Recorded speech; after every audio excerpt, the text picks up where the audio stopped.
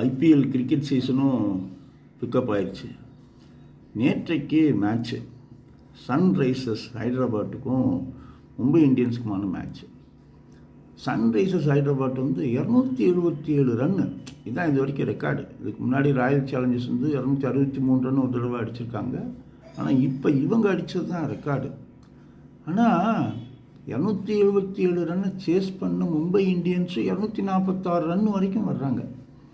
அதாவது ஒரு காலத்தில் 160 ரன் அடித்தா ரொம்ப சேஃபான ஸ்கோருன்னு இருந்த நிலைமை மாறி இன்றைக்கி அதாவது ரெக்கார்ட் ஸ்கோர் 277 அப்படிங்கிறது கூட ஒரு சேஃபானது இல்லாமல் மாறிட்டுருக்கு.